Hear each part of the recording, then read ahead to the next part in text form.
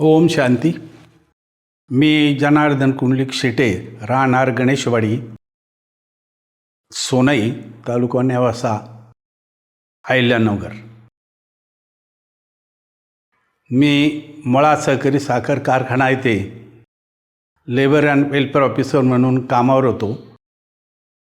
कारखान्याची स्थापना 1978 साली पहिलं रजिस्ट्रेशन झालं आणि पहिला गळीत हंगाम साधारणपणे 5600 म्हणजे 5600 क्रशिंग झालं. त्या क्रशिंगच्या उद्घाटनासाठी महाराष्ट्र राज्याचे त्यावेळचे मुख्यमंत्री यशवंतराव चव्हाण, माननीय आदरणीय यशवंतरावजी गडाख साहेब यांच्या हस्ते ते पहिला मोळीचं पूजन झालं आणि त्यानंतर कारखान्याचा क्रशिंग हंगाम सुरू झाला. त्याच वेळेस मी त्या ठिकाणी जॉईन झालो आणि त्या कामगार कल्याण अधिकारी म्हणून काम पाहू लागलो. तर त्या कामगार कल्याण अधिकाऱ्याची जी जबाबदारी असते ती कामगार आणि मॅनेजमेंट या दोघांमध्ये ब्रिज म्हणजे पुलासारखं काम करावं लागतं. एकीकडे कामगाराचे प्रश्न असतात, एकीकडे मॅनेजमेंटच्या अडचणी असतात. अशा प्रकारचं ते महत्त्वाचं पद आणि जबाबदारीचं काम त्या ठिकाणी करावं लागतं. त्या काळात आमच्या भागामध्ये पहिलाच साखर कारखाना असल्यामुळे बहुतेक कामगार हे स्थानिक असल्यामुळे परिसरातली शेअरहोल्डरचेच मुलं होते. थोडे ठराविक अधिकारी बाहेरचे होते. त्यामुळे कामगारांचे अनेक प्रश्न, पगाराचा प्रश्न, बोनसचा प्रश्न, मेडिकलचा प्रश्न, वेलफेअरचा प्रश्न, असे अनेक प्रश्न त्या ठिकाणी कामगाराचे असतात. त्यांच्यासाठी कॅन्टीनची व्यवस्था, खेळाडूची ग्राउंडची व्यवस्था, वाचनालय, अशा अनेक सुविधा त्यांना द्यावे लागतात. कारखाना नवीन असल्यामुळे या सगळ्या गोष्टी सांभाळण्यासाठी आपल्या पदाची जबाबदारी ओळखून त्या ठिकाणी मॅनेजमेंटला हाताशी धरून त्यांना सगळ्या कायद्यानुसार बाबी सांगून या सर्व सुविधा कामगारांना देण्यात आल्या. त्यानंतर पुढे जसं जसं कारखान्याचा विकास होत गेला तसं क्रशिंग सीझन पण वाढत गेलं. महत्त्वाचं म्हणजे त्या काळात आपले यशवंतरावजी चव्हाण यांचा उद्देश असा होता की ग्रामीण भागाला कामगारांना रोजगार मिळावा, उद्योग वाढवावा, आपल्या शेतकऱ्यांची मुलं या ठिकाणी इंजिनियर व्हावे, डॉक्टर व्हावेत, हा उद्देश असताना त्यांनी शिक्षण संस्था सुरू केल्या. त्यापासूनच पुढे अशा कारखानदारीचा उदय झाला आणि महाराष्ट्रात जवळजवळ आज 135 सहकारी साखर कारखाने आहेत. तर कारखान्यामध्ये काम करत असताना अनेक अडचणी येत असतात. त्या ठिकाणी जे 1000 कामगार त्या याद्यामध्ये घेतलेले असतात. त्या कामगाराची संपूर्ण जबाबदारी, त्यांचं आरोग्य, त्यांच्या अडचणी या समजून घेऊन मॅनेजमेंटला सांगणं आणि त्या सोडून घेणे ही जबाबदारी त्या वेलफेअर ऑफिसरची असते. त्या काळात अनेक सोशल अशा सुविधा निर्माण केल्या गेल्या. सुरुवातीला ह्या तोडणी कामगारांच्या मुलासाठी एक साखर शाळा त्या ठिकाणी आम्ही सुरू केली होती आणि त्या साखर शाळेमध्ये जे कामगार तोडणीला जायचे त्यांचे मुलं त्या झोपडपट्टीत राहायचे आणि तिथून ते एकत्र करून ती शाळा चालवायची. अशा प्रकारचा तो एक उपक्रम, एक साखर शाळेचा उपक्रम आम्ही त्या ठिकाणी राबवला. त्याचा फायदा त्या मुलांसाठी झाला. ज्यावेळेस ते मुलं गावाकडून येतात त्यावेळेस तिथली शाळा त्यांची सुटली जाते आणि नंतर ती शाळा पुन्हा कारखान्यावर 6 महिने राहून पुन्हा त्यांना परीक्षा देता येत होते. असं शैक्षणिक काम त्या ठिकाणी आम्ही पूर्णपणे केलेलं आहे. दुसरी गोष्ट, या ठिकाणी जे विवाह पद्धती होती ती आम्ही सामुदायिक विवाह पद्धतीने गडाख साहेबांच्या मदतीनं किंवा त्यांच्या संकल्पनेतून आम्ही राबवली गेली. जवळजवळ आम्ही 21 ते 31 सामुदायिक विवाह त्या ठिकाणी आम्ही राबवले गेली. तो एक उपक्रम होता. त्या मुलामुलींना त्यांच्या गृहोपयोगी जे भांडे असतील किंवा इतर कपडे असतील हे सगळ्या गोष्टी त्यांना कारखान्यामार्फत मोफत दिल्या जायच्या आणि तो विवाह संस्कार आणि विवाह ती पार पाडायचे. अशा प्रकारे तो एक सामाजिक उपक्रम आम्ही त्या ठिकाणी राबवला गेला. दुसरी गोष्ट, सामाजिक न्याय या दृष्टिकोनातून आम्ही एक लोकन्यायालय, लोक अदालत या ठिकाणी राबवलं गेलं. त्या ठिकाणी BG कोळसे पाटील हायकोर्टाचे जज होते.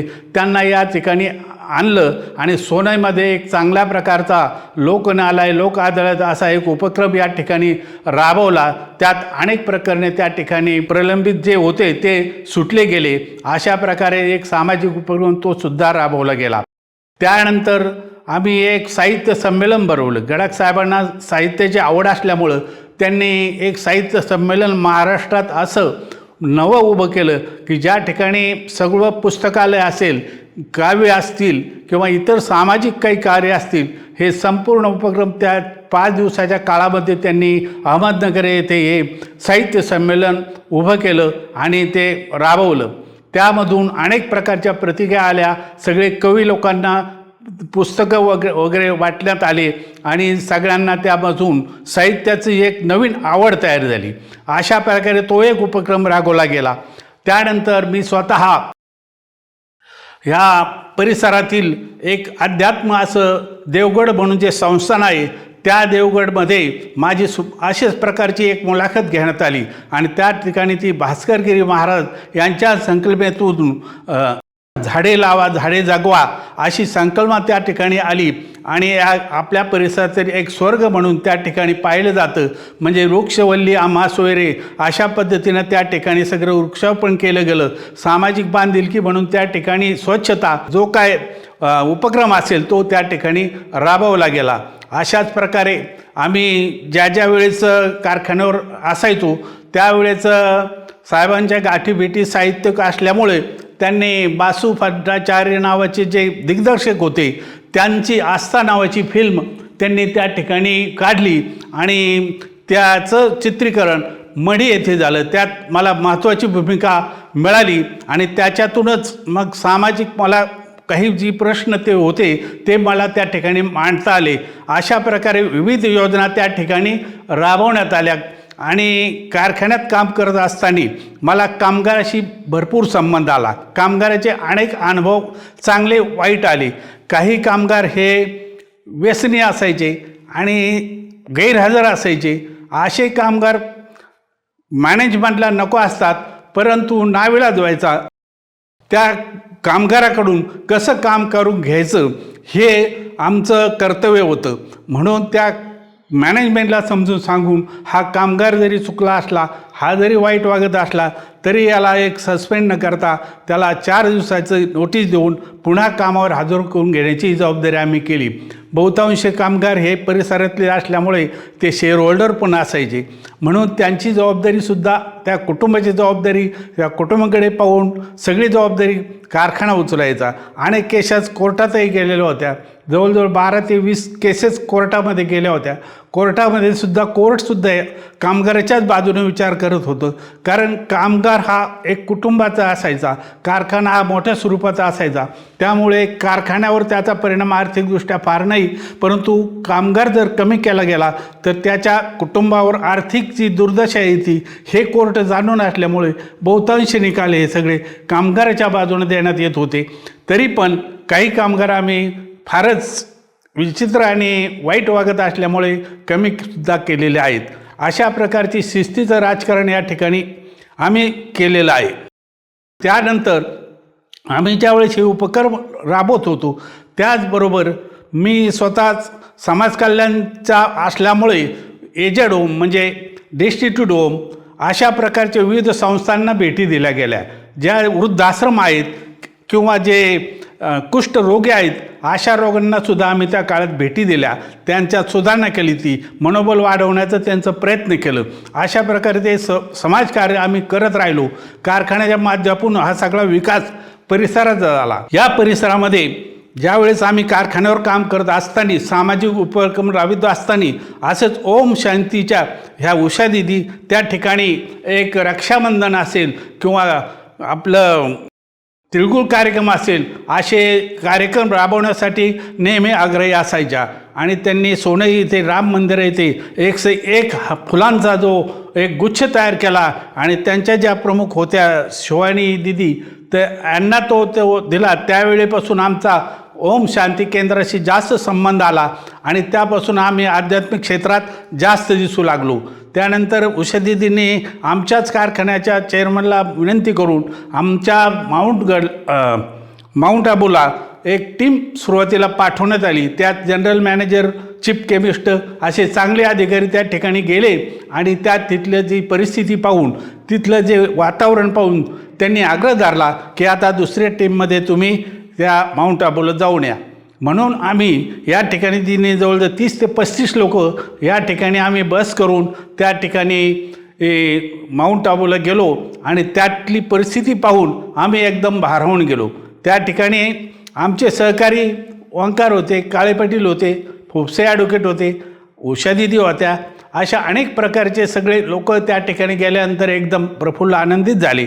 तिथलं वातावरण स्वर्गीय वातावरण, तिथला तो डायमंड हॉल जवळजवळ भारतात नव्हे जवळजवळ अशा खंडातला एक मोठा हॉल तो आहे. किमान 30 ते 40 हजार लोक त्या ठिकाणी थांबवू शकतील किंवा व्याख्यान ऐकू शकतील अशी त्या ठिकाणी एक 3-4 भाषेत व्यवस्था केलेली त्या डायमंड हॉलमध्ये पाहिली. त्यानंतर आम्ही त्या बाबांच्या कुटीमध्ये गेलो आणि त्या कुटीमध्ये दर्शन घेतल्यानंतर मी बाहेर आलो तर तेवढ्यातच माझ्या मुलीचा फोन आला आणि तिनं सांगितलं की मला प्रमोशन झालेलं आहे. त्यामुळे मी त्याच ठिकाणी त्या आपल्या शिवबाबांचं पुन्हा दर्शन घेतलं आणि मनोमन खुश झालो की जेणेकरून मुलीला एकदम 25,000चं प्रमोशन जास्त मिळालं. तिची सत्यता मला त्या ठिकाणी आली. ओम शांतीला गेल्यानंतर कशी मानसिक शांतता मिळते आणि माणूस कसा प्रगत होतो याचं लक्षण त्या ठिकाणी जाणवलं. तिथलं त्या ठिकाणी जो अल्बम आहे किंवा जे काय प्रदर्शन होतं ते पाहूनही आम्ही सगळे भारावून गेलो. तिथलं ते प्रदर्शन अति सुंदर अति रम्य असं होतं. त्याचप्रमाणे त्या ठिकाणी राबवलेला जो विजेचा जो प्रकल्प आहे तोही एकदम महाराष्ट्रात नव्हे भारतात 1 नंबरचा तो प्रयत्न आहे. तोही सक्सेस झालेला त्या ठिकाणी पाहिला. तिथली सुविधा, तिथली सुंदरता आणि तिथली ती विविधता पाहून माणूस अतिशय भारावून जातो आणि स्वर्गीय जीवन काय असतं ते सगळ्याला पाहायला मिळतं. त्या ठिकाणीची जी भोजनाची व्यवस्था आहे, नाश्त्याची व्यवस्था आहे, ही एकदम शिस्तबद्ध, कोणीही कोणाला काही न सांगता आपोआप स्वइच्छेने, स्वयंस्फूर्तीने, स्वयंप्रेरणेने त्या ठिकाणी काम करत असतो आणि अगदी शांततेत, कुठल्याही प्रकारचा आवाज नाही. तिथली स्वच्छता करणाऱ्या ज्या दिदी होत्या त्यासुद्धा त्या ठिकाणी स्वइच्छेने काम करणारे होते. त्या ठिकाणी काही डॉक्टर्स भेटले, काही इंजिनियर्स भेटले, स्वतः स्वइच्छेने त्या ठिकाणी काम करत असताना दिसले. ज्या ठिकाणी आम्ही वास्तव्यास होतो त्या ठिकाणी इतक्या सुविधा सुंदर होत्या. त्या ठिकाणी गरम पाणी, थंड पाणी, इस्त्री करायला कपडे नसेल तर त्या ठिकाणी शेजारीची दुकान, म्हणजे इतक्या बारीक सारीक सुविधा त्या ठिकाणी त्या माउंट आबूमध्ये होत्या. अशा प्रकारे त्या ठिकाणचं जे रम्य असं ते ठिकाण आज भारतात नव्हे देशात पाहायला मिळतं आहे. अशा प्रकारचे जवळजवळ 143 देशामध्ये आज आपण पाहतोय ओम शांतीचे केंद्र निर्माण झालेले आहेत. अशा प्रकारचे केंद्र ह्या जगभरात मोठ्या प्रमाणात होतं. उद्देश एकच आहे की या ठिकाणी आज जे जगामध्ये अणुबॉम्ब किंवा इतर जे शस्त्र चालू आहेत, युद्ध चालू आहेत किंवा राज्यात किंवा जातीत किंवा घरामध्ये जे कलह चालू आहेत, यावर शांतता मिळण्यासाठी या ओम शांती केंद्रानं मोठी जबाबदारी उचलली असून एक चांगल्या प्रकारचं ज्ञान या ठिकाणी आध्यात्मिकदृष्ट्या मिळत आहे. आणि जर आपण मेडिटेशनमध्ये गेलो तर त्या ठिकाणी आपल्याला हे सगळं अनुभवायला मिळतं. या ठिकाणी आपण जर मेडिटेशनमध्ये बसलो, शिवबाबा पुढे जर बसलो आणि अर्धा तास मेडिटेशन केलं तर आपल्याला मनशांती लाभते. आपण एकदम शांत होतो, कुटुंबाला शांती लाभते. मेडिटेशन करणे म्हणजे नेमकं काय? राजयोग. राजयोग त्याचा एक भाग आहे जो मन मेडिटेशनमध्ये शांत राहून मनामध्ये एकदम ओम शांती किंवा शिवबाबाची स्मरण करतो त्यालाच राजयोग असं संबोधलेलं आहे. अशा प्रकारची जी ध्यानधारणा आहे ही आपण या सोन्यामध्ये सुरुवात केली. या ठिकाणी खरं वास्तविक पाहता उषा दीदीचं या ठिकाणी अभिनंदन केलं पाहिजे. आज या ठिकाणी एवढी शांतता आणि हे जे काय दर गुरुवारी किंवा सोमवारी अध्यात्म मुरली तिचे जे काय धडे दिले जातात हे एकदम शांततामय आणि सुखमय जीवनासाठी उपयुक्त असे धडे आहेत. अशा प्रकारे या ठिकाणी ओम शांतीच्या माध्यमातून आज जगभर देशभर हा प्रसार चालू आहे. या ठिकाणी शिवानी दिदी असतील आणि इतर त्यांचे दीपक हारके असतील. आज दीपक हारके जवळजवळ 105 ते 7 त्यांना वर्ल्ड बुकचे पारितोषिक मिळालेले आहेत. आज त्यांनासुद्धा आमंत्रण 26 जानेवारीला राष्ट्रपती भवनमध्ये देण्यात आलेलं आहे. त्यांना तो पास दिलेला आहे. याप्रमाणे आपल्या ज्या राष्ट्रपती आहेत त्या द्रौपदी मुर्मू ह्यासुद्धा काही दिवस ओम शांतीच्या केंद्रामध्ये जवळजवळ 2 वर्ष कार्यरत होत्या. आणि त्याच योगाने त्यांनी या ध्यानधारणा प्रकरणासाठी त्यांनी वेळ देऊन त्या आज सर्वोच्च पदावर या ठिकाणी विराजमान झालेल्या आहेत. अशा त्या राष्ट्रपती आहेत.